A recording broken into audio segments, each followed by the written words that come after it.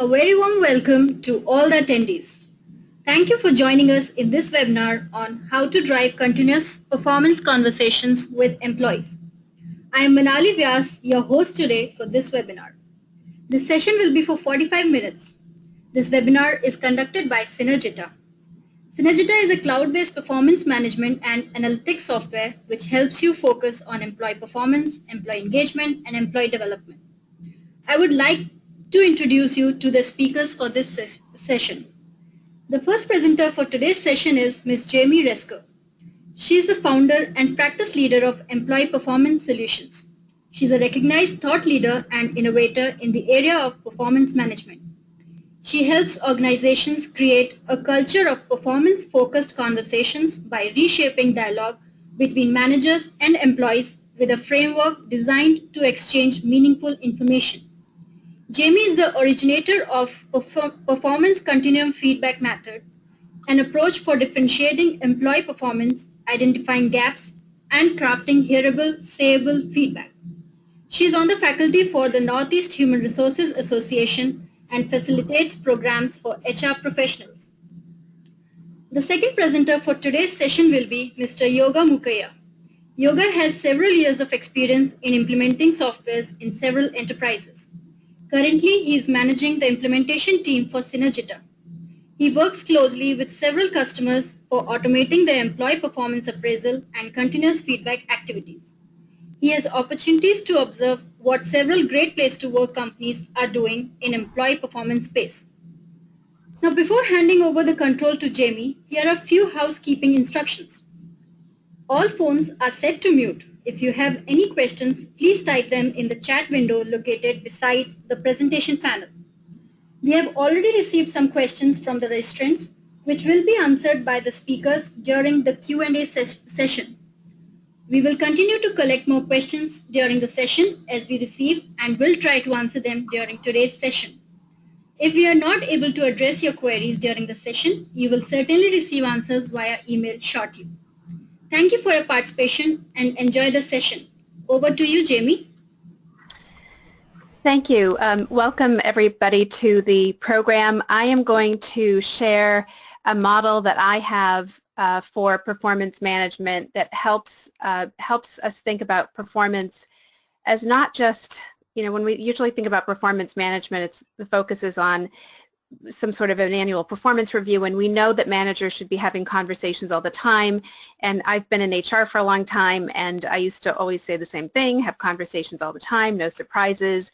But then about 16 years ago, in my last HR job, I ended up managing a team of about 10 people, and I realized that I was not giving feedback to people. I was not doing a good job with the performance review, and so that's when I realized that there needed to be some sort of change, and I thought maybe a better form, maybe better ratings, and when it came down to it, it was that people need to be having conversations and not just task conversations or project conversations. Those things are happening all the time, but higher level conversations to make sure that performance expectations are aligned. So I'm going to share a conversation model with you. I call it the 10-minute questions conversation.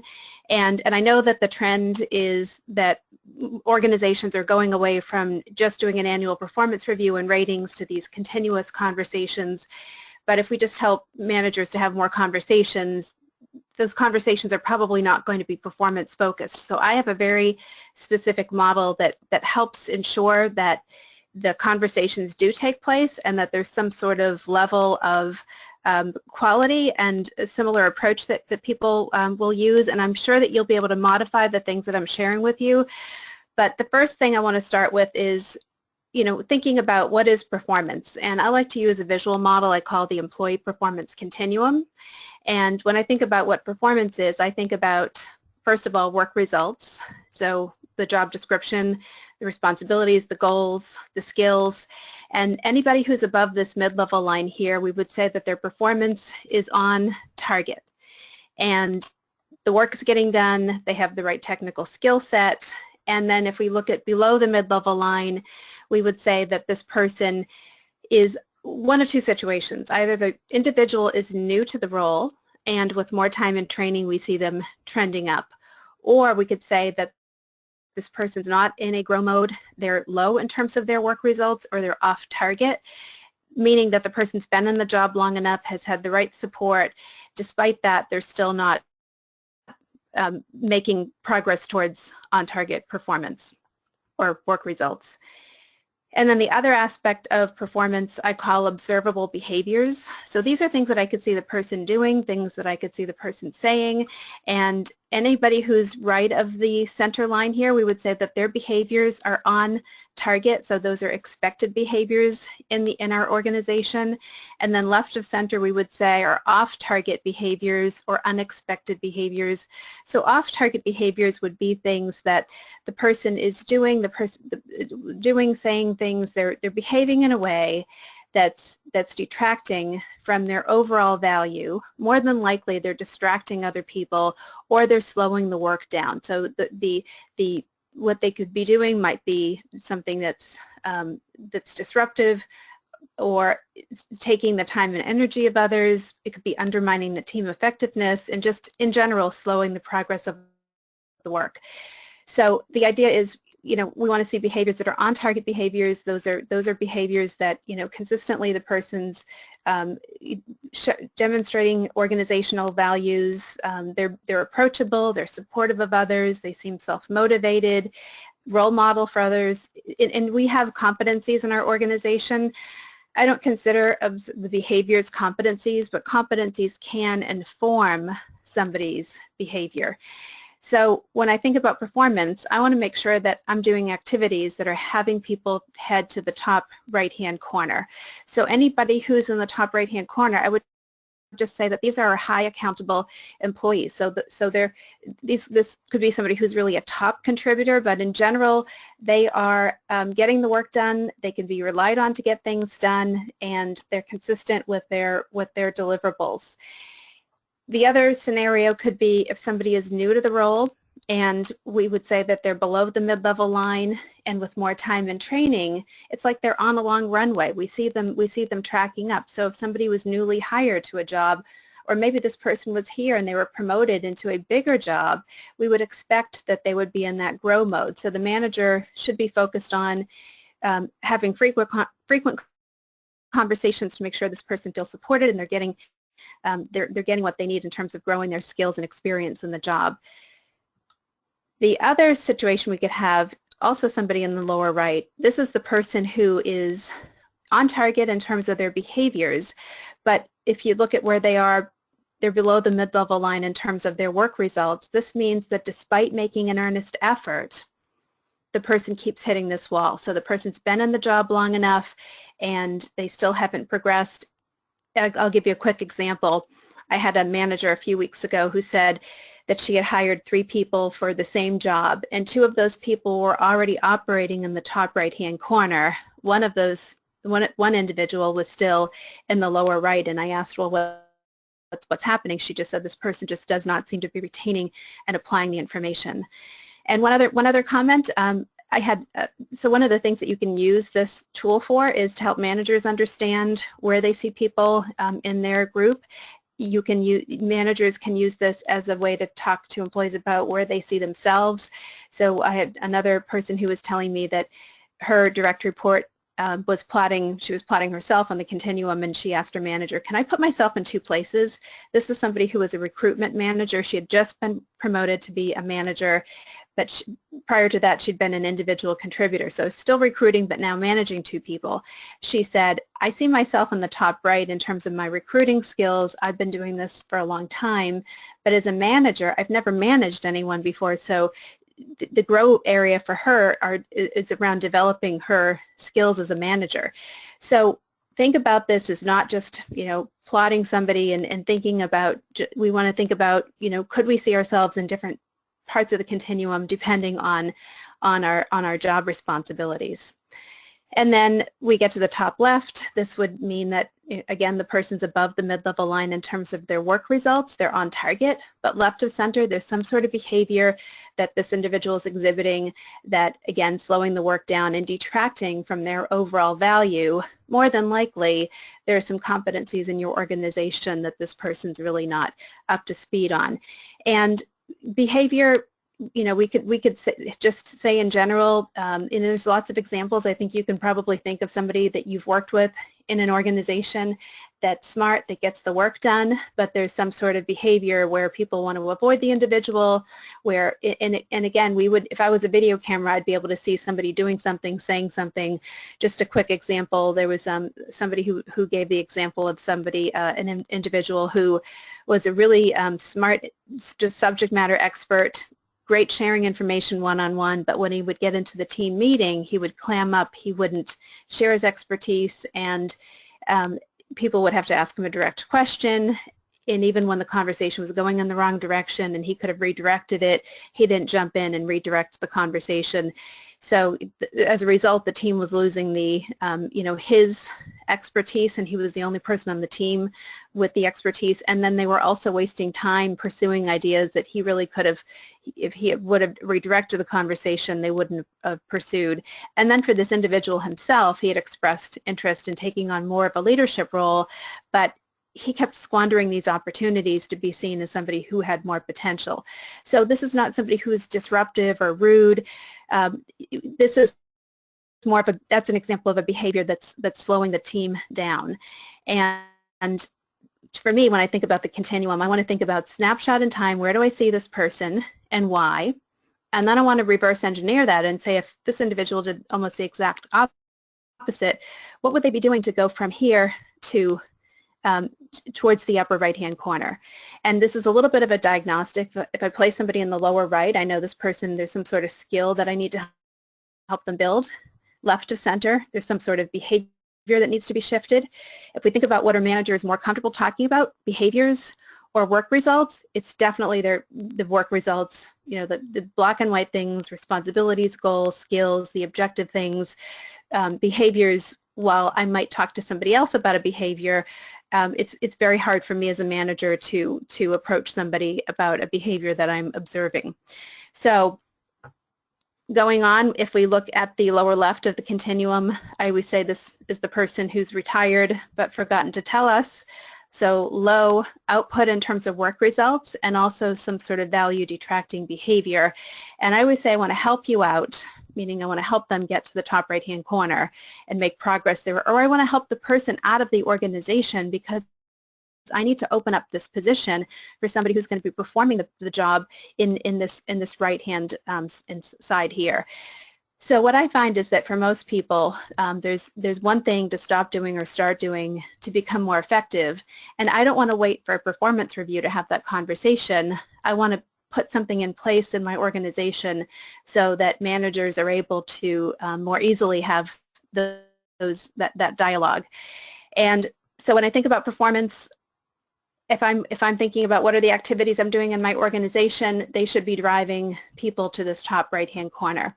And I've been doing this for about 16 years, and one of the things that I do is I'll work with an organization and I'll say, okay, let's plot a group of people in your organization, and I've just taken some photos of a couple of flip charts I want to share with you. So if you look at this one in the top left, there's 127 people that were plotted, and we have about 57% of people in the top right. And what I always find consistently, regardless of the organization, geographical location, industry, is that there's usually between 40 and 50 people, sometimes 60% in the top right-hand corner. And then there's anywhere from the mid-teens to the mid-20s in the top left-hand corner. And then in the lower left, I don't know why this is, but there's always about 8% give or take. These are actually examples of, there's many more people. There's 14% of people here, 12% here. Some people are just kind of on the line. So there's and again, I always think that people, when I say I want to help somebody out, this person here is not that far away from being more effective, being in the top right-hand corner. But we wonder if the person in question has gotten the right information. And then this individual here, so here's an example of this person in the top left. Again, one thing, what's the action that this person could take to modify their behavior? Maybe they don't go skyrocketing all the way up the top right-hand corner, but they could definitely move over and neutralize something that's currently happening. So one of the things to think about in your organization is if you're intentionally doing performance management, the number of 48%, 50%, 60%, this should probably be about 75% of people that are operating in the top right-hand corner. We're always going to have people who are new to the role and tracking up, but there should be some conversations that happen that help coach people around shifting their behavior, and the number in the lower left, that should always be probably around 0, because that, again, this person very rapidly should be moving up or be moved out of the organization. And what happens is that this is a visual model, and it's kind of just, it's not, I didn't fill out a 5-page performance review form and say, now plot the person on the continuum. It's just very automatic.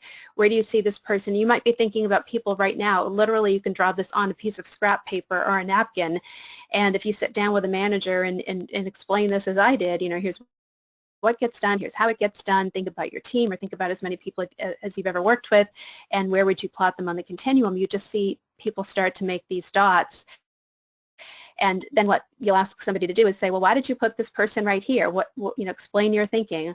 And you'll hear the person not talk about a rating or a form, but you'll actually hear them start to describe the individual's performance. So to me, the performance continuum, it's not about putting a dot on a flip chart or a piece of paper and then putting it away in the file cabinet. It's really used to inform, how do I manage this person? How do I help them be successful? And anybody who's in the top right-hand corner, these are the people that are high accountables, coaching these individuals for growth, coaching for skills, coaching for some sort of behavior, and coaching in the lower left, coaching this person up or out of the organization. And one of the things that you can try out in your organization is if you decide to use the continuum, and I know it seems like it, how could this be right, or it seems very subjective, but if you get a group of managers together and use a continuum and maybe have a group of employees that they're plotting that they kind of co-manage, or they're peer managers, and so I've done this activity where I call it a discovery session, not a calibration, but a discovery session. So you make a list of your 22 people that are going to be plotted, and let's say that manager 1 is going to, we're going to discuss where his 5 direct reports are. Instead of manager 1 getting up and plotting where he or she sees the 5 direct reports, everybody else plots, and just on a piece of paper, where they see those 5 people. And the rule is, if you don't know the person, don't plot them. And so the peer managers all come up to a flip chart or the whiteboard, and they'll take a little sticky note, and let's say we're going 1 person at a time. So let's say we're plotting Tom. Everybody will take their little sticky note, they'll put where they see Tom, and the last person to plot is Tom's manager. So Tom's manager doesn't say, my person, this person, Tom is right here on the continuum, and then make everybody else feel uncomfortable that they're actually plotting this person lower. So that's a great way for people to get a balanced view and to get more input, and to do it in this visual way. And then, so the general rule is, everybody plots this, an individual. The manager plots the person last. The manager has 2 minutes to talk about why he or she plotted the individual where they plotted them, and then there's about another minute or so for everybody else to ask questions or to weigh in. And then after that, there's an agreement on, okay, so we see Tom right about here, and we end up with 1 spot for Tom, and then we go on and we talk about the next person. Now this is different than the 9 box. If you know the 9 box, which is performance and potential, I don't want to think about potential right now. All I'm thinking about is performance. So it's a little bit different because it's more of a visual model. But you can use this to really get managers to talk about, to be able to articulate why they see people where they see them, and to get a balanced view and get input from others. So let's just talk about traditional performance management practices. And I'm not going to spend a lot of time here because I think we all know this, that most programs are all about it's really about filling out the forms and the process, and then that actual conversation that I have with the employee, there's very little conversation, and maybe that conversation is 20 or 30 minutes. It probably takes a couple of hours to fill out somebody's performance review, and then there's this meeting that is usually rather awkward, and it becomes kind of let's just get this over with, and then it's the manager doing most of the talking and the employee just sitting and listening. So that to me is not a conversation. And then we think about, well, after that happens, what happens to the form? Then it usually goes right into the file cabinet. So I kind of call that a file cabinet activity, where we don't want to say the success of our program is that everybody filled out a form or did an online tool. We want to have something that looks more like this, more conversation, less emphasis on the forms and the process. But in order to do that, we can't just tell managers to have conversations all the time, and we can't not support them to do that. One of the challenges that I think we've always had is in being in organizational development or human resources, is that most managers are not fully equipped to engage in these conversations. And there's a survey that was done through Mercer in 2013 that I like to cite, and there was over 1,000 organizations and that participated, and in 52 different countries. And one piece of data was that just 6% of managers are skilled at having candid dialogue with their direct reports, and 14% of managers are skilled at having formal evaluation discussions. And I would say that that's about right, because who gets good at doing something once a year? So knowing that, and I recall when I was a manager, I was not in the 6%. So when we think about what are the chances that somebody's going to have a boss in the 6%, it's 6%, 94% chance that somebody has a manager who's not fully skilled in having those conversations. And so when we think about on the continuum, somebody who's outside of this top right-hand corner, aside from people who are new to the role and tracking up, we would say that their performance is somehow off target. And if we think about, well, why is this person not meeting expectations? There's, one of 4 reasons. Either the person's unaware of what the expectations are, or they're aware but they don't know how to do something, so that's where the coaching and the support would come into play, or they're aware but they can't do something, or it's that the person won't. And if we were to say, why do most people not meet expectations? Why is somebody's performance off target? The usual culprit is that the person in question is unaware because the manager hasn't had a direct conversation.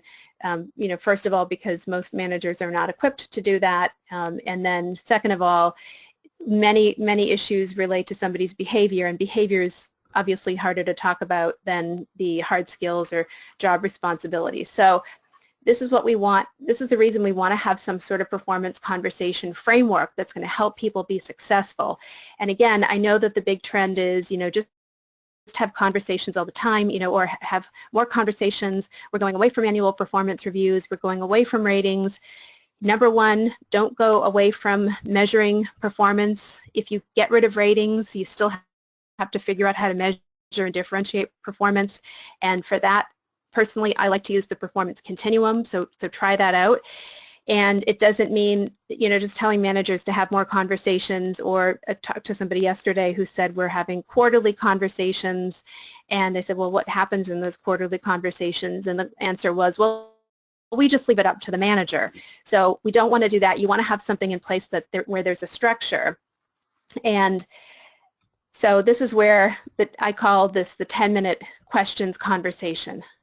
And so you have a worksheet that looks, here's my worksheet here, and the conversation is driven by asking questions, and I'll tell you why in a minute, and I'll tell you why these questions. But here's the first two sets of questions. So the manager is going to ask the employee, what's one thing you want to highlight from this month that you accomplished, or one thing that's gone well, and what's one thing you want to get better at, learn about, be involved in, or a new skill you want to acquire. And this worksheet is just for the employee to take notes. You can, if somebody wants to write up their notes and put it into a system somewhere, they can do that. But this is, to me, it's about a real conversation, an eyeball to eyeball conversation, or this could be done through the phone or Skype. But the questions are to drive the conversation. Then the employee is going to ask, oh, let me go back here. The other question that the manager will ask is something like, what's one thing you want to get better at, learn about, be involved in? Is there a new skill you want to acquire? And again, this is just for people to take their notes, and the employee knows the questions in advance, the manager knows the question in advance, so everybody's prepared for the meeting. And the employee is going to ask their manager, what's one thing I'm doing well that I should keep doing, and what's the one thing I could do to make even more progress in my role, or what's the next thing for me to focus on. And this is where the manager uses the performance continuum to help inform this answer. So when the employee asks, what's one thing I can do, you're thinking about, where do I see the person on the continuum, what's going to help them move ahead, and how do I articulate that? So the focus is on what's working now and what's something that can be done moving ahead. And then the managers asking the last two sets of questions, something, first question would be, as your manager, I want to get some feedback too. What's one thing I'm doing to support you that's working well? And what's one way I could work better with you? Or what's one thing I could do to support you more? And the employee, again, knows these questions are going to be asked, and the manager is using this to take notes. So each person's using a worksheet that looks just like this, and there's a place for a plan for following up on items from this meeting, and the next time you get together, there's what progress did you make on what we talked about from the last meeting we had. I have a lot of biotech clients, and one time one of my somebody who had participated in a workshop had said he was surprised he had asked this question of somebody on his team. He said, what's one thing you want to get better at, learn about, be involved in? And this person said, I really want to get into the lab and see how small molecules are made. So this is not a career development conversation. This is not where do you want to be in 2 years. This is in-place development. It's kind of that work of Beverly Kay, who does the career development work. She calls it in-place development or job enrichment. And here we're just talking about one thing, and then you throw on the date, and people say that they like to have the worksheet so they can remember what they talked about from meeting to meeting. I call this the 10-minute questions conversation worksheet because it takes 10 minutes or less if people are asking and answering the questions. Now, I know what you're thinking. Managers are going to say there's no time. We are too busy to have these conversations. But if we look at how many minutes there are in a working month, if we're working full-time, there's 9,600 minutes in a month, and we're talking about 5 to 7 to 10 minutes to ask and answer these questions. So, and we also think about if somebody works full-time, it's 2,080 hours in a year, and so the managers may be taking an hour or so to have this higher level conversation to make sure they're aligned with their team on performance. And then you might be asking, well, why these questions? And I really call it the 10-minute questions conversation. I don't want people to say it's a 10-minute conversation because inevitably they say, I'm having 10-minute conversations all the time, but this is about what questions are you asking? And so the questions that we ask will determine the answer we get. So if I want to know how I'm doing at work, I'm probably going to ask something like, so how am I doing? To which I'll probably hear, something general, you're doing great. Or what can I do better? I can't think of anything, you're doing a great job. Or if I ask about, what did you think of my presentation, or how did I do on that phone call? I'd probably hear something like, oh, it was really good, it was great. What can I do differently? Just, keep on doing what you're doing. And so, again, those general questions, always lead to something that's non-specific. My old boss used to think we were having great conversations. He'd say, how is everything going? To which my answer was always something like, oh, it's good, or it's great. So that doesn't mean we can't ask people how they're doing, but we want to ask those specific questions that are going to lead to something that's meaningful and tailored to the person. So if I ask a question, that's general, it's like nothing goes in and nothing comes out. There's something about asking a one-thing question, what's one way I could work better with you? What's one way I could communicate better with you? What's one thing we could do to get this project moving forward? For some reason, the wheels start turning, and people are you almost see the person look up as they're retrieving the information. So again, showing you this because I want to share with you the importance of having some questions for people that will drive the conversation and make it quick. And I know I've just shared with you a number of different tools and approaches. Really just two things. The Continuum, I would provide some training to managers and to employees to engage in these conversations, and come up with a framework, the 10-minute questions conversation. Some organizations say, we're going to do this every month. I've had, other organizations 4 times a year, 7 times a year, 8 times a year, and it's okay to have some sort of formal event like a performance review. You just want to make sure that there's more scaffolding in place so that, what's happening the other 12 months of the year, and not just leaving it up to managers to hopefully have these conversations that we know that they really aren't having. And that doesn't mean that they're not having conversations, but those conversations are usually task-oriented. So when I think about what are the things I want to put in place around performance management, I like this quote: the most important thing is to keep the important thing the important thing. Am I doing things that drive people to this, to that high accountable space? So if we think about performance management today, we're moving from assuming managers are giving continuous feedback to providing some tools and training and a simple framework for that to actually happen, and going from annual reviews to ongoing and planned dialogue, and moving away from judging and evaluating to how do I help this person be successful? How do I coach them? How do I coach them towards this on-target performance? So I will just end with 2 things. If you, I have a website that has lots of tools on it that you can download. You can download the Employee Performance Continuum tool that has some guidelines on the different performance levels and how to think about the continuum. And then I also have, I'm based in Boston, and I don't know if you're close to the Boston area or planning a trip, but on May 4th, I'm running my 5th program through the Northeast HR Association. It's an affiliate of SHRM, on how to modernize your performance management process. It's a full-day workshop full of tools. We cover how do you pay, if you get rid of ratings, then how do you decide pay? If you get rid of annual performance reviews, then how do you document performance? There's lots of things that have to be answered in a process as we think about how do we evolve performance management, and there's credit hours from SHRM and through the HRCI.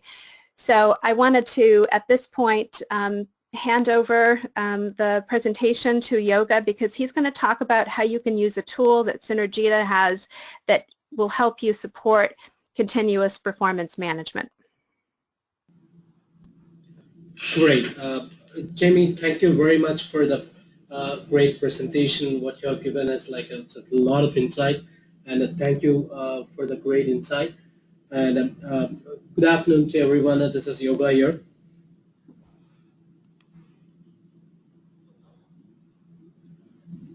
Yep.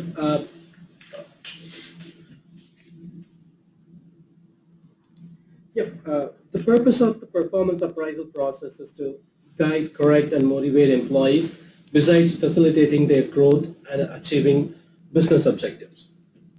Let me quickly talk about what is Synergita and how exactly the Synergita works in terms of a continuous feedback. Synergita is a continuous employee performance management, development, and engagement software. It helps you in building a world-class company culture driven by employee recognition.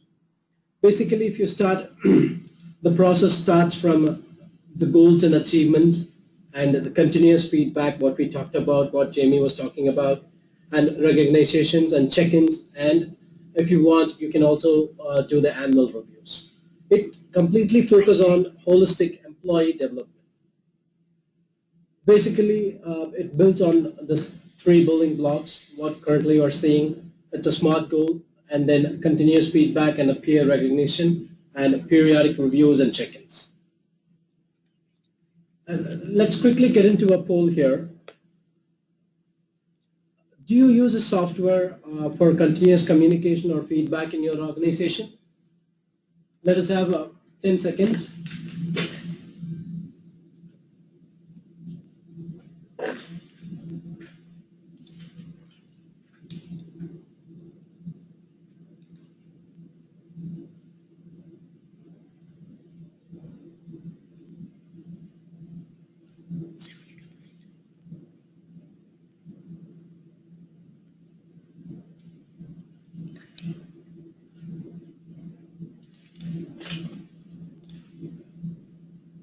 Okay, thank you for the quick poll.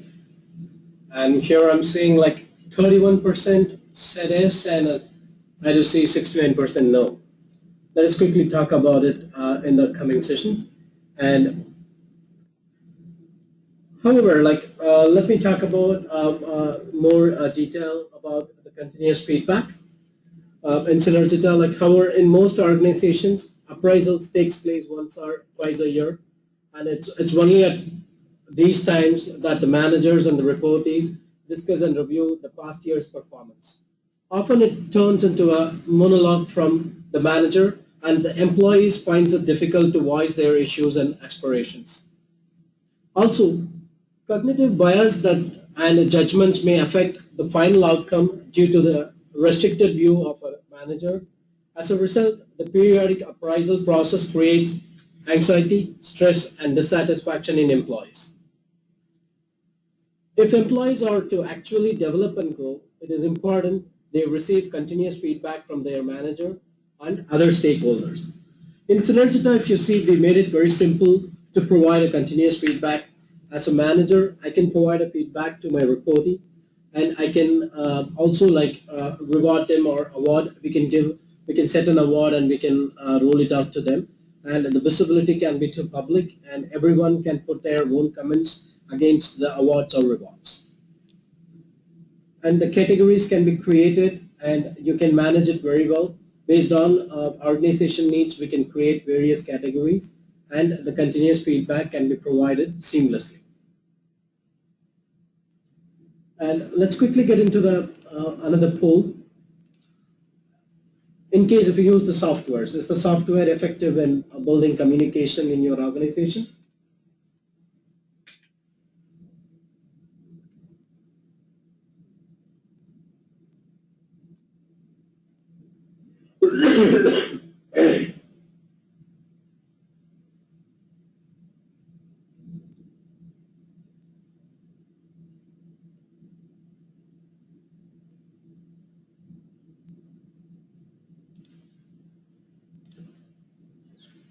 I see a trend here. Yeah, people equally said 21% said yes, and 21% said no, and 59% are not sure.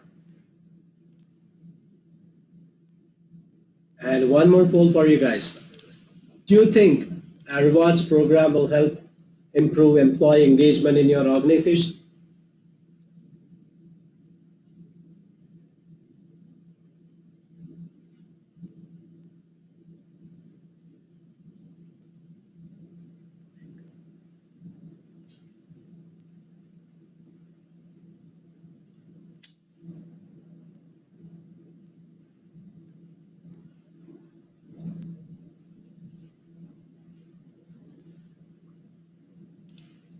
Okay, here I got the results. Oh, yes, definitely. It's a 61% says yes, and I do see only 7% no and a 32% maybe. Great. So let me quickly take an example like the success story of a Radisson Blue. It's a Radisson Blue is a hotel and resort industry, and they're based out in Chennai.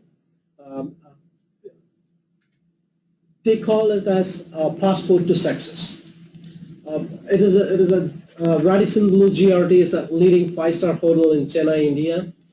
They are currently using our Synergita performance management tool, like almost it is past 1 year. They mostly they use the continuous feedback module from Synergita for the employee motivation. They share Bravo awards and the Employee of the Month award, etc. And they note down the areas of improvement. When I say share Bravo awards, they have their own internal tool developed for the customer feedbacks. Whenever there is a customers visit the hotel, they provide their feedback for the TIF and other teams. So they internally record, and Synergita talk to the other software and record the same inside the software, which helps them and improve the employee based on their inputs. And also, like as I told you, like as a continuous feedback, these people will continuously get the feedbacks from their managers and other stakeholders. So they're going to provide this feedback on a continuous basis. So this really helped in terms of performing the employees' performance. If you see like for the past 1 year, we do see a great improvement in terms of their performance and also willingness to share their feedback between the employees and the managers. And this definitely helped in terms of attrition as well. There is very less number of attrition when compared to the previous year. This is the feedback we have got from the Radisson Blue, and it is very great to hear after they start using this continuous feedback. And this is just a report we pulled out for Radisson Blue, the continuous feedback. The number of awards provided in the past 12 months is 2,850. And you see the various categories also. It's really great to see such numbers in a year for a five-star hotel industry. Now, if we implement in other areas or other industries as well, like we are going to succeed here. Synergita also offers like the periodic reviews and check-ins. Like in case if you feel that like some periodic review should happen for a particular employee or a particular team, you can just like that you can create a check-in and then you can do a review of an individual. As a self, I can also give my comments, and as a manager, I'm going to provide my comments, and this is going to continue. And whenever I wanted to close this, I can close this, and whenever I want to reopen this, I can reopen it. So all these things are possible with respect to Synergita. So I just wanted to talk about like instead of focusing on once a year dialogues, what if managers could sustain a continuous dialogue with the employees to shape their career and aspirations? What if managers could focus on the current potential achievements and improvement areas of employees? What if dialogue could be documented and referred anytime to counter the biases in the appraisal process? There are many real-life examples of continuous feedback and guidance. The most obvious one is being in the field of sports. I think like it's very obvious to like you all know about any sports-related films, maybe like the game plan or any other plan, like any movie you take it up related to the sports. At the initial stages, like the team may not perform well, and the coach used to talk to the team. And at the beginning of the tournament, and at the end of the tournament, the team will go ahead and succeed. And this, if you see the entire the travel of the beginning of the tournament till the end, the coach will give the continuous feedback to each and every individual, and how do we move forward. And that's I would say like I don't want to get into details. Just wanted to tell you guys. And the message that comes across is that the impact and importance of continuous feedback are immense and long-term. And continuous feedback can play a very important role in the appraisal process of an organization, but organizations need to be agile and proactive to gain the benefits of the practice. So overall summary, if you see, organizations need to be agile and proactive to gain the benefits of practice. The following steps are imperative for successful results: motivating employees to own their own appraisal process and initiate discussions or communication with the managers, ensuring the documentations of these discussions are available. Enabling employees to provide continuous updates on their own progress. Enabling managers to provide continuous guidance for staying on track and achieving goals. Empowering HR to be a part of certain discussions and help the proper implementation of the process. Enabling an organizational culture change to sustain the practice of continuous feedback. As overall, the proper implementation and utilization of the continuous feedback practice will enable a manager to provide role clarity, keep the goal and employee efforts relevant to the dynamic organizational objective, keep track of employee progress, provide required course corrections, motivate and appreciate employee efforts, and develop a good work relationship with them. In turn, this will enable organizations to cultivate focused, engaged employees and move towards organizational objectives. Thank you very much for your time, team. This is Yoga signing up. Thank you.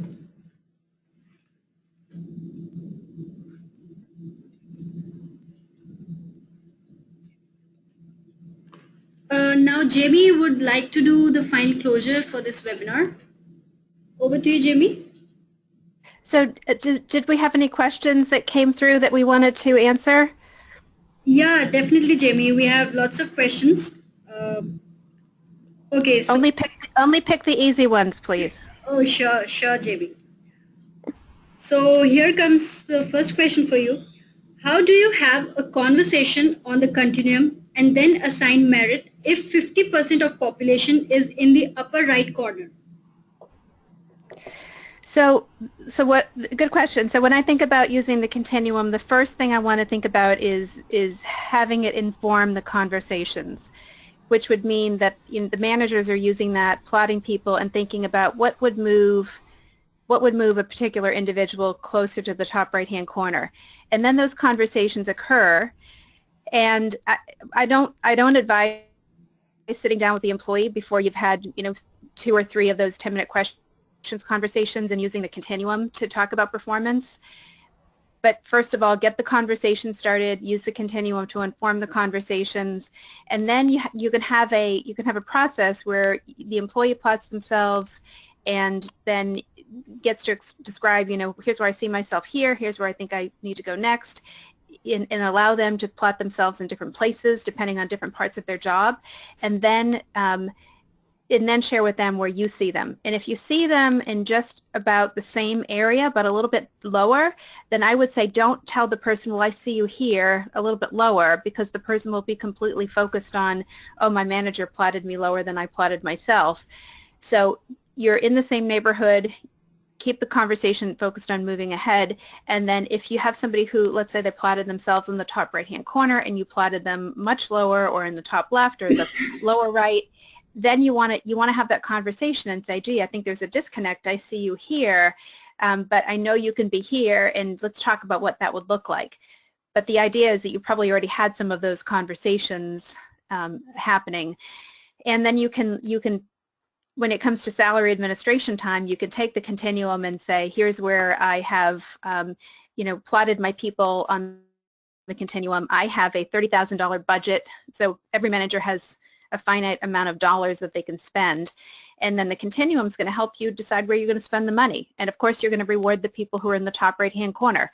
You're going to look at the performance, and you're also going to look at their market pay. Where are they in terms of your internal salary structure or the market? So if you have somebody who's on the lower side of the pay continuum, you want to, and also a higher performer, you want to give them more money. But I would say no money to people in the lower left, very little to no increase for people who are in the lower right and tracking up, and not as much money to people who are in the top left, and again doing those having some sort of value detracting behavior. But try to think about the dollar amount you have to spend, and instead of saying to the employee, oh, here's your 1.75% increase, you get to say, Jim, thanks for the great work you've done this year. You're going to see a $3,500 increase in your pay. So any other questions? Yes, Jamie. One question here comes is it a challenge to do this virtually for those who are not co-located? Is it a challenge to do this for those who are not what? Not co-located. Oh, not located in the same place. Oh, you mean remote employees? Yes. I think start with the 10-minute conversation. So obviously if we have a remote employee, we have more limited information. But I think one way to make a good connection with people is start with the 10-minute questions. You don't have to start with the continuum because you may not have full information. Maybe there's another manager who's in that location who can provide some input on where they would see the individual on the continuum. But I would start using those 10-minute questions, get the worksheet to the individual who's remote, and take turns asking and answering those questions, and you will be more connected and more aligned in terms of the person's performance. It doesn't matter if they're there in person to do that or whether it's through FaceTime or by the phone. Thank you, Jamie. Here, another question is for Yoga. Yoga, would you like to answer? Can we integrate an ongoing award program with Synergita continuous feedback model? Yes, definitely. It is definitely possible, and we have done this already, like with the several softwares. For example, I would say we connected with the Hi-Fi, and we connected with the other own inbuilt softwares as well. As I said, like the Radisson Blue, like we have integrated with other softwares as well.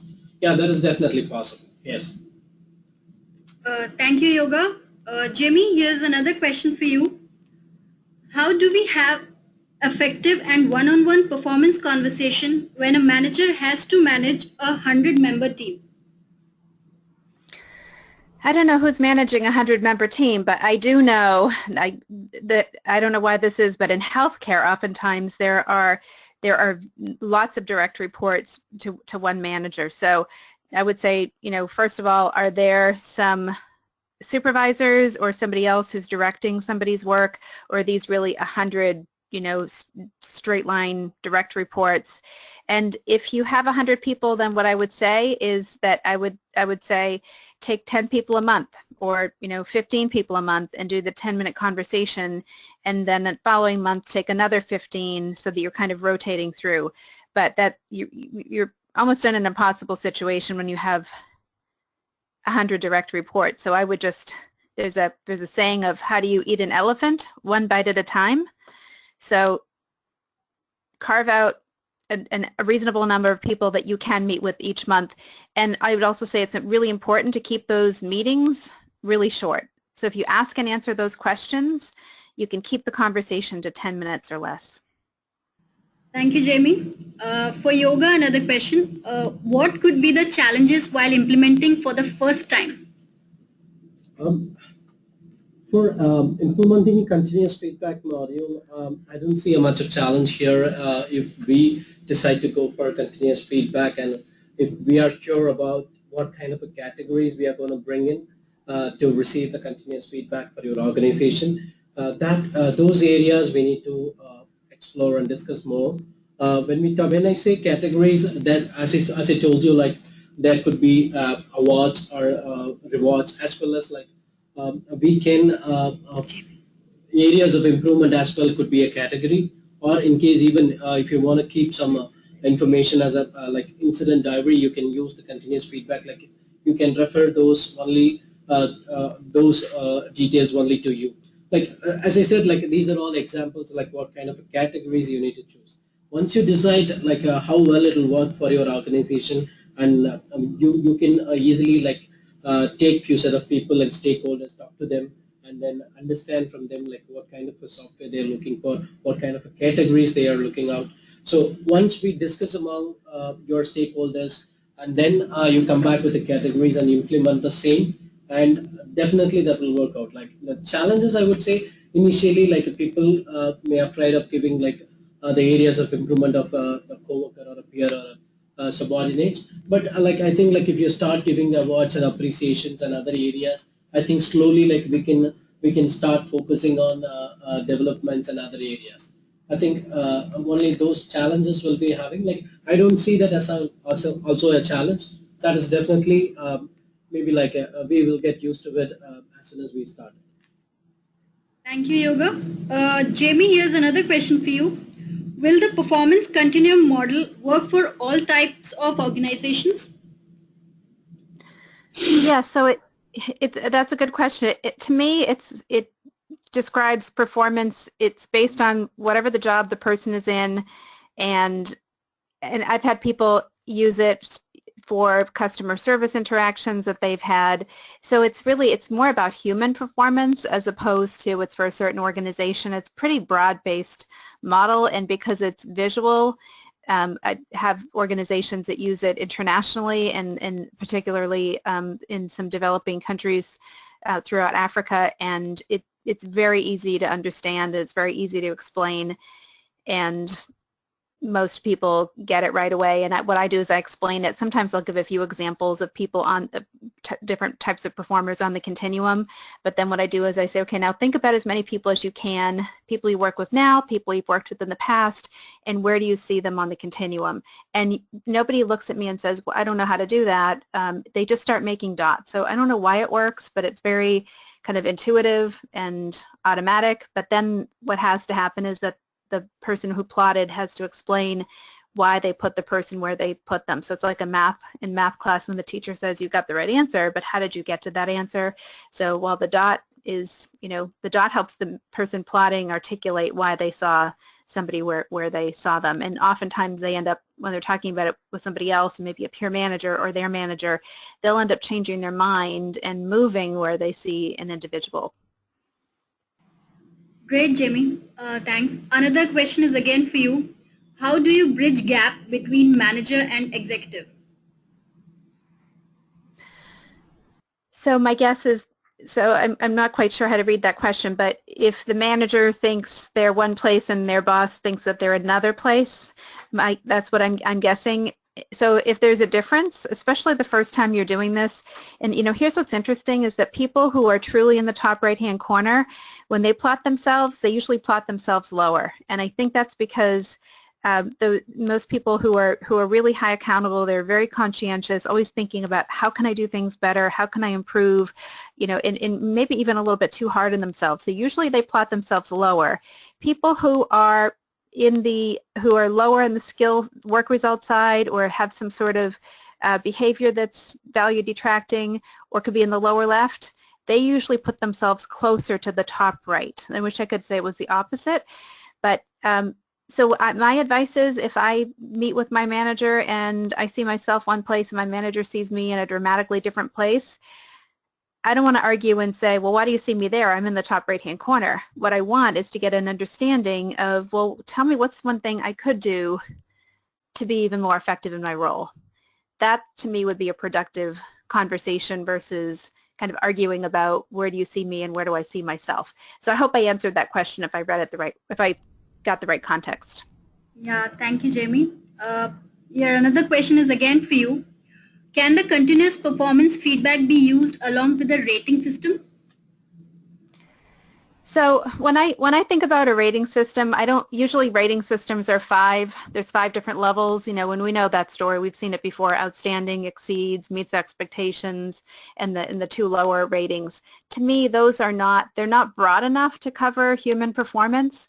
So what I like to do is I like to use the continuum, and if you want, you could do I think what's better than a single rating is a dual rating. So you can let's say we plotted somebody in the top left-hand corner, so they're getting the results, but there's some sort of behavior that's off. I might say, they make it the highest level or meets or exceeds in terms of their work results, but their behavior, I want to recognize and say the behavior needs improvement or whatever the rating is. So do a dual rating. In that way, you don't have to figure out what the one single rating is, because nobody can be fully successful unless they're in the top right-hand corner or they're making progress that way and they're new to the role. The person who's got the good behaviors but not getting the work done, or the person who's getting the work done but has some sort of off-target behavior, there's no way to really give them, because they're not meeting expectations. They're meeting expectations in terms of getting the work done, but there's some sort of behavior that's off. So I would move away from ratings, single rating, and go to a dual rating, or just use the continuum. And you can use the continuum to help you with the dual ratings. Thank you, Jamie. So I think it's time to wind up our session. Thank you, Jamie and Yoga, for sharing your experiences with us. And thank you all for attending the session. Hope you all had a good and informative session. If you have any questions, please feel free to send the email at info@synergita.com, and we will send the recorded version of this webinar to all of you along with the presentation. Thank you all once again, and goodbye.